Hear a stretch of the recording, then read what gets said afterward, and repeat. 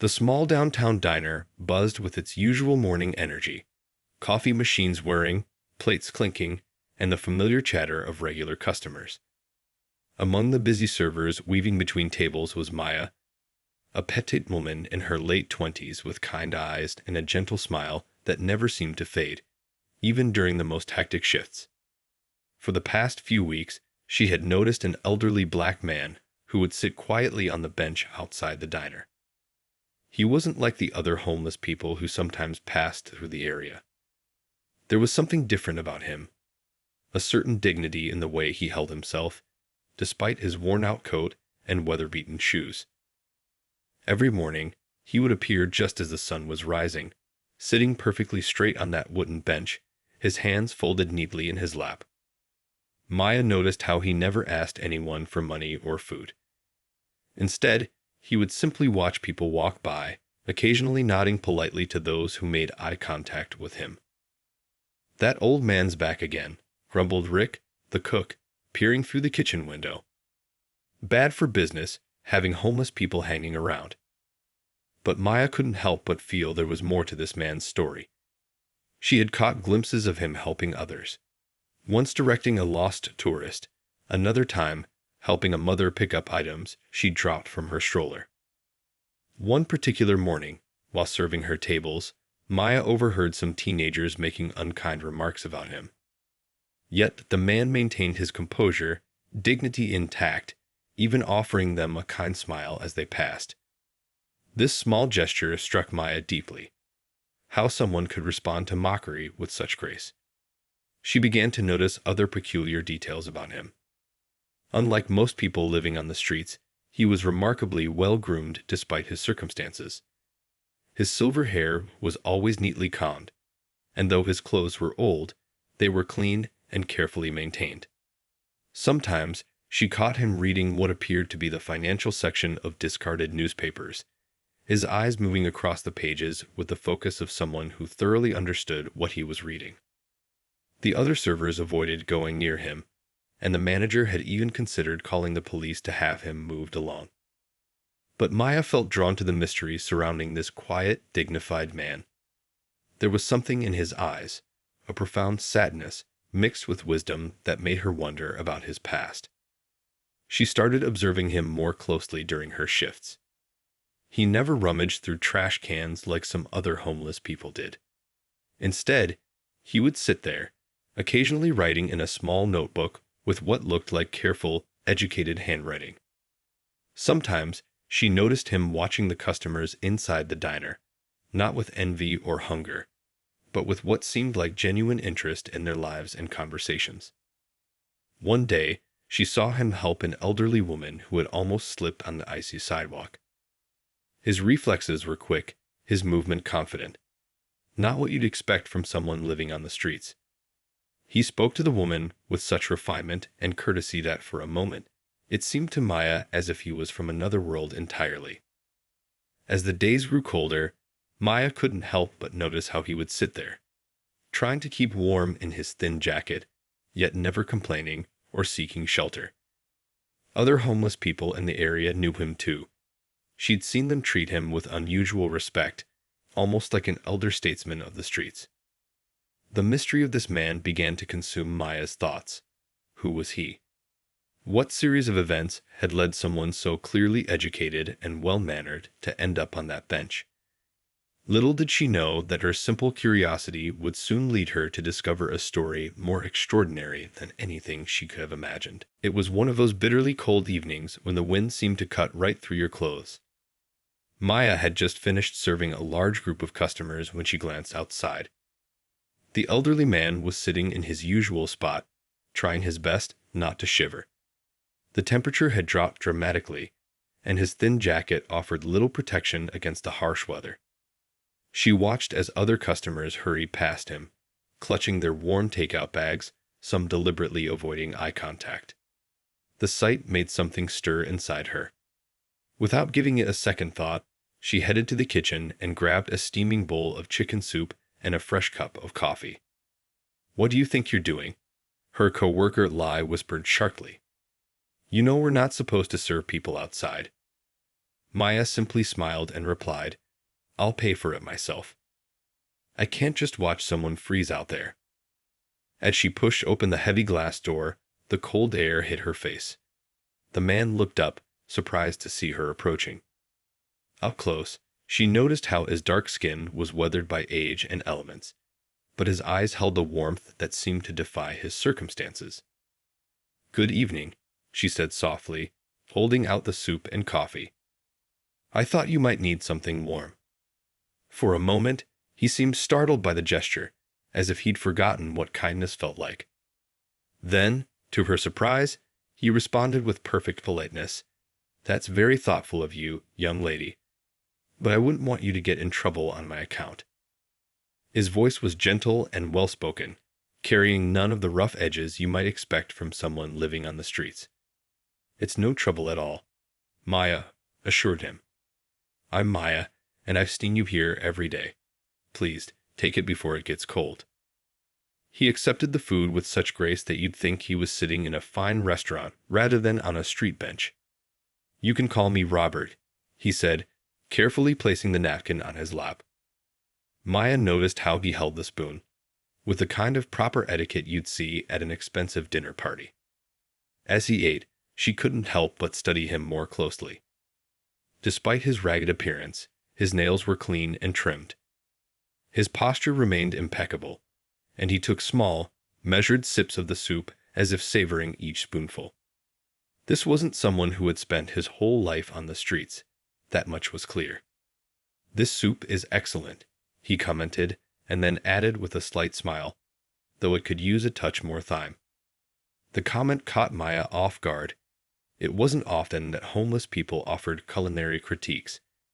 She found herself chuckling. "Are you a chef?" Robert's eyes twinkled with amusement, but there was something else there too. A flash of memory, perhaps. "Let's just say I've had my share of fine dining experiences," he replied cryptically. The way he said it made Maya even more curious about his past. They talked as he finished his meal, and Maya was struck by how easily the conversation flowed. Robert spoke about the weather, about the city, about the people who passed by each day, but always carefully avoiding any mention of his own circumstances. His observations were sharp and often surprisingly humorous, showing an intelligence that seemed at odds with his current situation. As Maya gathered the empty dishes, Robert reached into his worn coat and pulled out a neatly folded handkerchief, clean and pressed, despite everything else. "Thank you for your kindness," he said, dabbing at his mouth with the kind of refinement that spoke of years of proper upbringing. It's rare to find someone who sees beyond appearances. Walking back into the diner, Maya felt even more intrigued than before. Everything about Robert seemed to be a contradiction. A homeless man with the manners of a gentleman. Someone who appeared to have nothing yet carried himself like someone who had known a very different life. What she didn't know was that this simple act of kindness was about to open the door to an extraordinary story, one that would change not only her life, but the lives of many others in ways she couldn't possibly imagine. Over the next few weeks, bringing food to Robert became part of Maya's daily routine. She would save a portion of her tips each day to buy him a warm meal, and gradually, their conversations grew longer and more interesting. What started as simple acts of kindness turned into something she looked forward to every day. One particularly quiet afternoon, Maya brought him a cup of coffee and sat down during her break. As they watched people hurry past, Robert began talking about the stock market's current trends. His analysis was so detailed and precise that Maya found herself completely fascinated. This wasn't just casual knowledge. He spoke like someone who had spent years in the financial world. "The current market volatility reminds me of the crash of '08, he said, his eyes focused on the financial newspaper someone had left behind. People never learn from history's lessons. The way he explained complex economic concepts made them seem simple and clear, like he was used to teaching others about these matters. Maya noticed how other homeless people in the area treated Robert differently. They would often stop by to ask his advice, and he always had thoughtful suggestions to offer. One day, She saw him helping a young homeless man fill out job application forms, patiently explaining how to highlight his skills and experience. "You seem to know so much about everything," Maya commented one evening, as he finished explaining why a nearby construction project would likely increase local business traffic. "Did you use to teach?" Robert smiled that mysterious smile of his, the one that seemed to hold countless untold stories. "Let's just say I've had many opportunities to learn in my life," he replied, carefully folding his napkin. "Knowledge is one thing that can't be taken away from you, no matter where you end up." During their conversations, Maya began to notice more unusual things about him. Sometimes, while sitting on his bench, he would pull out a small notebook and make careful notes while reading the financial pages. His handwriting, which she caught glimpses of, was elegant and practiced, the kind you'd expect from someone who had attended expensive private schools. One day, she overheard him speaking quietly on an old flip phone, hidden in the folds of his coat. His tone changed completely. Gone was the gentle demeanor she knew, replaced by the confident voice of someone used to authority. "The merger won't work unless they restructure the Asian division first," he was saying. "The market indicators are clear on this." Maya pretended not to hear, but her mind was spinning. Who was this man really? The more time she spent with him, the more the puzzle pieces refused to fit together. He could discuss art like a curator, explain politics like a professor, and break down business strategies like a CEO. Yet here he was, sitting on a bench outside a small diner, accepting meals from a waitress. Other staff members began to notice the unusual friendship. Lai, who had initially been skeptical, started to warm up to Robert after he helped her understand some complicated tax forms. Even Rick, the gruff cook, had to admit there was something special about him after Robert suggested a simple change to his chili recipe that had customers raving. "You know," Robert said one day as Maya brought him his usual coffee, "sometimes life takes unexpected turns. The true measure of a person isn't in how they handle success, but in how they face challenges." There was something in his voice that hinted at a deeper story, a past filled with experiences far beyond what his current circumstances suggested. Maya found herself wondering more and more about Robert's true identity.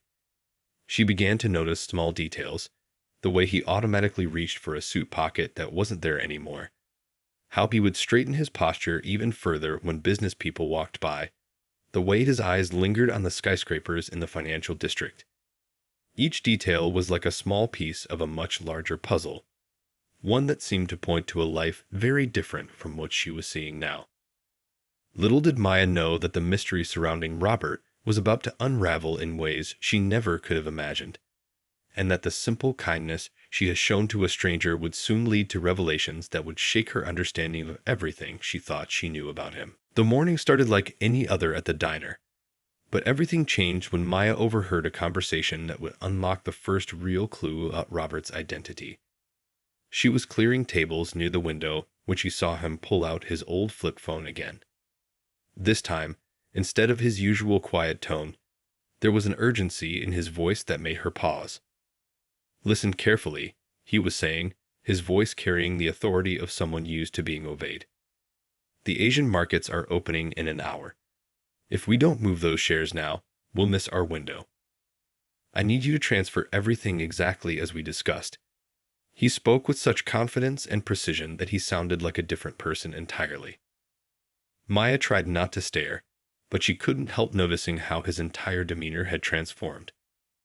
His shoulders were squared, his free hand making decisive gestures as he continued, "Tell the board that the Richardson Foundation will cover any immediate losses. Yes, all of them. The paperwork is already prepared." The name Richardson caught her attention. Where had she heard it before? The way Robert spoke about million-dollar dealings while sitting on his usual bench in worn-out clothes made her head spin. After he finished the call, he quickly tucked the phone away and resumed his usual calm demeanor, as if nothing unusual had happened. During her break, Maya couldn't resist doing a quick internet search on her phone. Her fingers trembled slightly as she typed Richardson Foundation into the search bar. The results made her nearly drop her phone.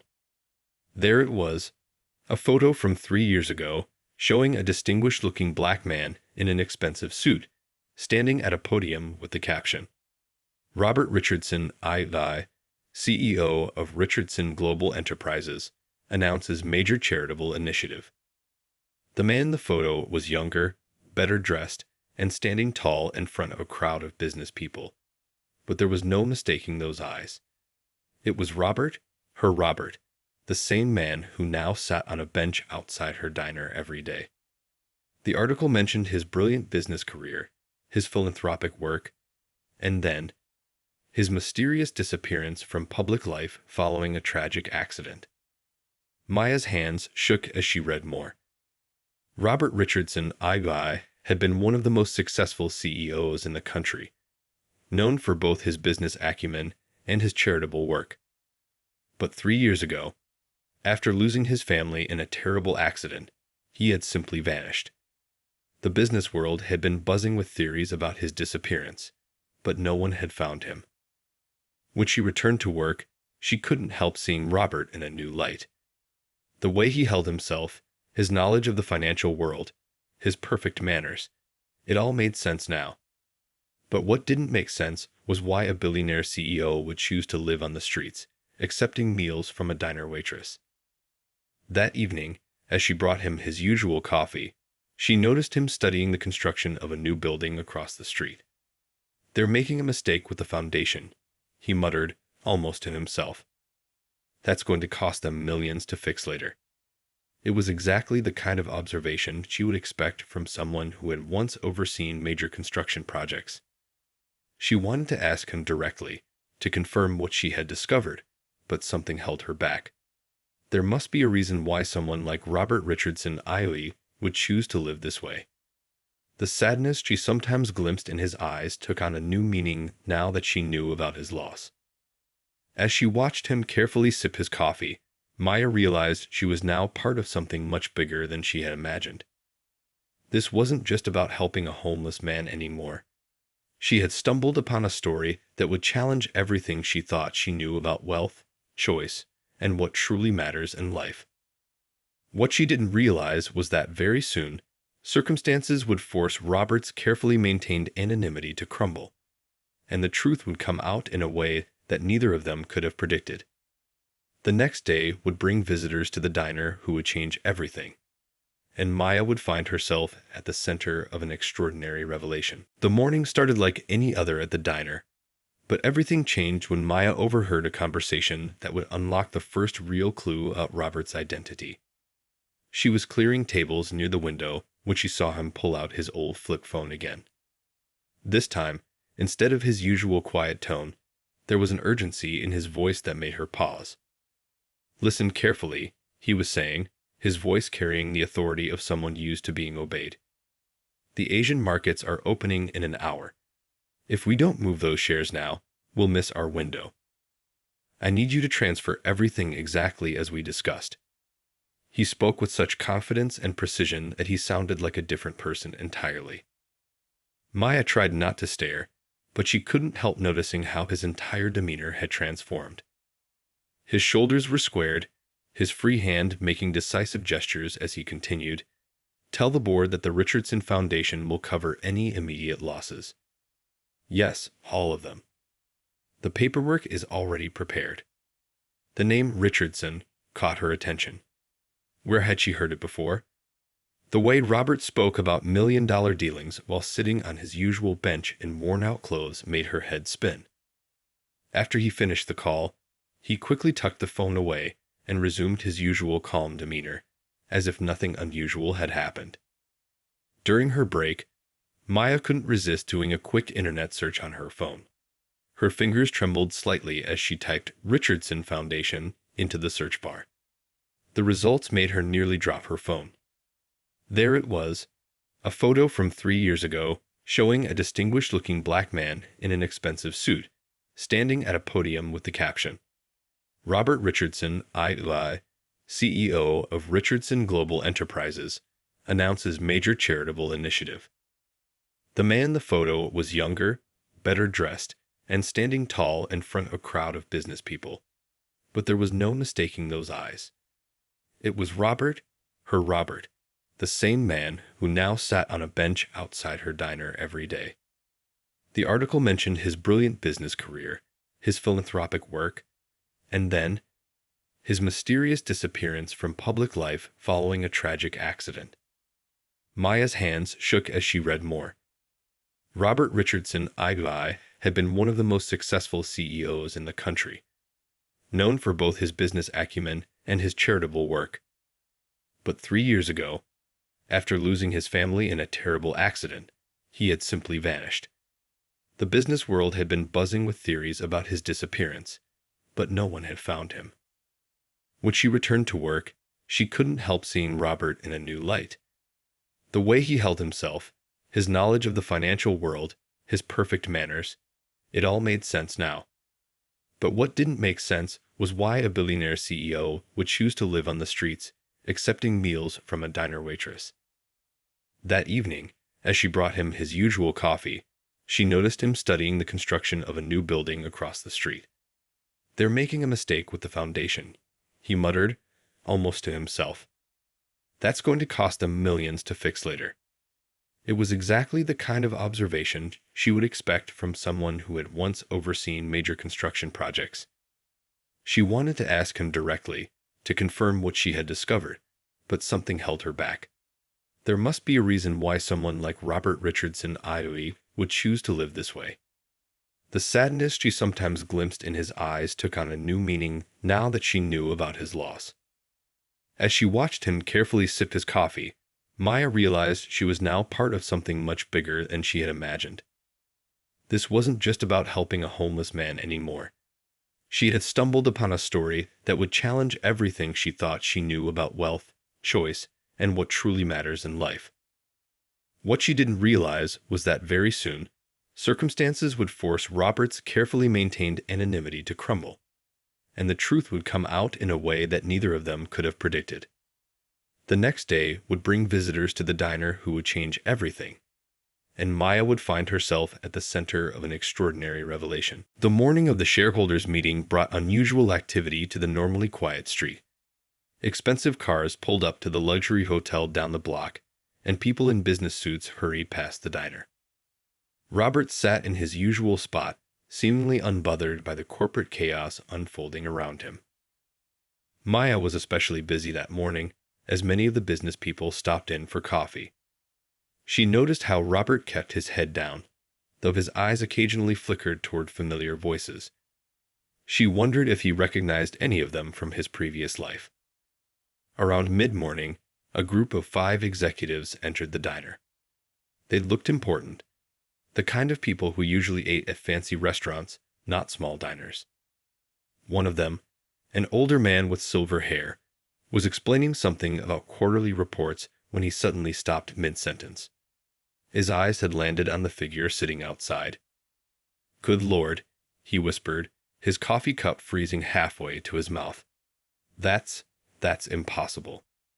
The other executives followed his gaze, and a heavy silence fell over their table. The silver-haired man stood up slowly, his face pale as if he'd seen a ghost. Maya held her breath as he walked to the window, looking more closely at Robert. "It's him," he said, his voice shaking. "It's really him. That's Robert Richardson." The other executives rushed to the window, their faces showing shock and disbelief. Without warning, they hurried outside, approaching Robert's bench. Maya followed, her heart pounding, pretending to clean nearby tables so she could hear what was happening. "Robert?" the silver-haired man said gently, as if afraid speaking too loudly might make him disappear. "Robert Richardson, is it really you?" Robert looked up slowly, meeting their eyes with dignity despite his worn clothes. For a moment, no one spoke. Then a small, resigned smile crossed his face. "Hello, Thomas," he said quietly. "It's been a while." The executives exchanged stunned looks. The man called Thomas stepped forward, his eyes filling with tears. "We've been searching for you for 3 years. The company, the foundation. Everything has been waiting for you. Why are you here like this?" Robert straightened his posture, and in that moment, Maya saw the CEO he once was shine through. "Sometimes," he said, his voice carrying the weight of his experiences, "you need to lose everything to understand what truly matters." The other executives gathered closer, their initial shock turning to concern and relief. "But the foundation," one of them said, "it's been operating exactly as you would have wanted. The investment strategies, the charitable initiatives." Robert nodded. "Just because I stepped away doesn't mean I abandoned my responsibilities. I've been directing things from here, watching, learning. Living among the people we claim to help has taught me more than any boardroom ever did." Maya couldn't help but move closer, drawn by the unfolding scene. Robert caught her eye and smiled warmly. "This young lady," he said, gesturing toward her, "showed me more genuine kindness in the past few weeks than I experienced in years of corporate success. She never knew who I was, yet she treated me with dignity and respect."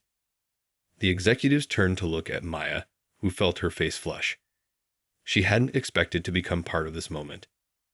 "I just did what anyone should do," she said softly. "But that's exactly the point," Robert replied, his voice growing stronger. "What anyone should do, but so few actually do. It's these simple acts of kindness that change lives, not just big charitable donations." Thomas stepped forward again. "Robert, please, come back with us. The company needs you. The foundation needs you. We can do so much more good with you at the helm." Robert stood up slowly, his presence commanding despite his humble appearance. The moment felt heavy with possibility. Maya watched, holding her breath, as Robert looked between his past life and the bench where he'd spent the last 3 years. What happened next would surprise everyone, including Maya. Robert's decision would not only change his life, but would have far-reaching effects on everyone involved, especially the kind-hearted waitress who had shown him simple kindness without expecting anything in return. Everyone stood in tense silence, waiting for Robert's response to Thomas's plea to return to his old life. The morning sun cast long shadows on the sidewalk as Robert looked thoughtfully at the group of executives, then at the bench where he'd spent so many days observing life's simple truths. "I'll come back," Robert said finally, but not the way you might expect. He gestured for everyone to sit down on the nearby benches. Even in his weathered clothes, he commanded attention like the CEO he once was. Maya brought out coffee for everyone, and Robert began to share his story. "When I lost my wife and daughter," he started, his voice soft but steady, "I lost everything that gave my success meaning.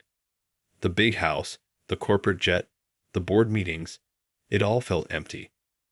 I needed to understand if my life's work had actually made a difference in people's lives." He paused, taking a sip of coffee. "So I walked away. I gave myself nothing but the clothes on my back and a basic phone to manage the foundation's essential operations. I wanted to see the world from the bottom up, not the top down." The executives listened intently as Robert continued. "These past 3 years, I've lived among the people our foundation claims to help. I've seen single mothers counting pennies to feed their children. I've watched elderly folks choose between medicine and meals. I've witnessed young people with brilliant minds unable to afford education." Maya noticed how his voice grew stronger as he spoke. "But I've also seen incredible kindness. People with almost nothing sharing what little they have. Communities supporting each other without asking for anything in return." He smiled warmly at Maya. "And sometimes, a simple act of kindness from a waitress who had every reason to look the other way." Thomas leaned forward, his expression intense. "But surely you could have done more good with your resources, your influence." Robert shook his head. "That's what I used to think. But money alone doesn't solve problems. You need to understand them from the inside. Every day on this bench taught me more about real people's struggles than any charitable report ever could." He stood up and walked a few steps, looking at the busy street. "Do you know what I learned? Our foundation was helping people, yes, but we were missing the heart of the problem. We were treating symptoms, not causes. We were making decisions from boardrooms about people we never met. Turning back to face them, Robert's eyes shone with purpose. I'll return to the foundation, but with conditions. First, we need to completely restructure how we work. No more top-down decisions. We need to involve the communities we serve in every decision we make. The executives exchanged glances as Robert continued. Second, every executive in our organization will spend time living and working in the communities we serve. Not for a day or a week, but for months. We need to understand the real challenges people face. Maya watched in amazement as Robert outlined his vision. He wanted to create community centers that would combine job training, education, childcare, and healthcare. He spoke about micro-lending programs designed by people who understood local needs, and mentorship initiatives that would connect successful businesses with struggling entrepreneurs. And third, he said, looking at Maya with a kind smile, we need to recognize and support the everyday heroes who make a real difference. The people who show kindness not because it's their job, but because it's who they are. The morning crowd at the diner had thinned, and the sunny day was in full swing. The executives sat in thoughtful silence, processing Robert's words. This wasn't the return they had expected, but they could see the wisdom in his experience. The accident that took my family broke me, Robert admitted quietly. But these years on the street rebuilt me into someone who truly understands what matters. We can't just write checks and feel good about ourselves. Real change happens through genuine human connection. As he finished speaking, Maya realized that this wasn't just about a CEO returning to his company. This was about something much bigger, a complete transformation in how people with resources could truly help others. What she didn't know yet was how her own life was about to change in ways she never could have imagined. 2 weeks after the remarkable reunion outside the diner, everything had changed. Robert had traded his worn coat for a simple but well-fitted suit, though he insisted on keeping things modest. He'd begun implementing his new vision for the Richardson Foundation, sending waves of excitement and curiosity through the business world. Maya was serving her usual morning customers when Robert walked into the diner, this time as a customer rather than a man on the bench. The regular customers who'd known him as the quiet homeless man outside did double takes as he sat at the counter, dressed in his new clothes but maintaining his humble demeanor. "Good morning," he said warmly to Maya. "Do you have a moment to talk?" She nodded, and during her break, they sat at a quiet corner table. Robert pulled out some papers from his briefcase. "I've been thinking about what you did for me," he began. "Not just the food and coffee, but the dignity and respect you showed me when others looked away. It made me realize something important about helping others. It's not just about what you give, but how you give it." He spread the papers on the table. "I've established a new scholarship program in your name. The Maya's Heart Foundation will provide full education funding for students pursuing careers in hospitality and community service. But that's not all." Maya's eyes widened as she looked at the documents. Robert continued, "I remember you telling me about your dream of opening your own restaurant, one that would not only serve good food, but also help the community." He pulled out another set of papers. "This is a business proposal. I want to help you open that restaurant. But not just any restaurant. A place that will train and employ people who need a second chance. People who society often overlooks, just like they overlooked me." Maya's hands trembled as she looked at the plans. The proposal detailed a beautiful restaurant with a training kitchen, a community space, and a program to help homeless individuals learn culinary and service skills. "But I don't know how to run a business," Maya said softly. Robert smiled. "That's why I'll be your mentor. Remember all those conversations we had while I sat on that bench? You have more business sense than you realize. Plus, you have something more valuable. You understand that a business should be about more than just profit." Over the next hour, Robert explained how the restaurant would work. It would serve high-quality food at reasonable prices, with a unique twist. Customers could pay extra to subsidize meals for those who couldn't afford them. The training program would provide real opportunities for people to rebuild their lives. Why me? Maya asked, still overwhelmed by the opportunity. Robert's eyes softened. Because you showed me that true kindness doesn't need a reason. You helped me without knowing who I was, without expecting anything in return. That's the spirit I want at the heart of this project. He pulled out one more document. And this is perhaps the most important part. Once the restaurant is established, we'll create a foundation that will help other small business owners start similar programs in their communities. Your kindness won't just change lives here, it will create a ripple effect across the country. Maya looked around the diner where she'd worked for so long.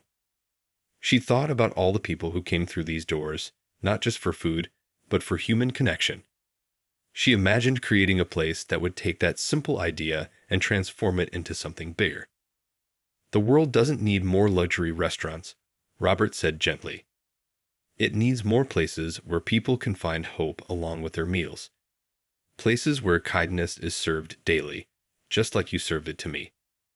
As Maya looked through the detailed plans, she realized that her simple acts of kindness had led to something extraordinary. But what she didn't know yet was that this was just the beginning.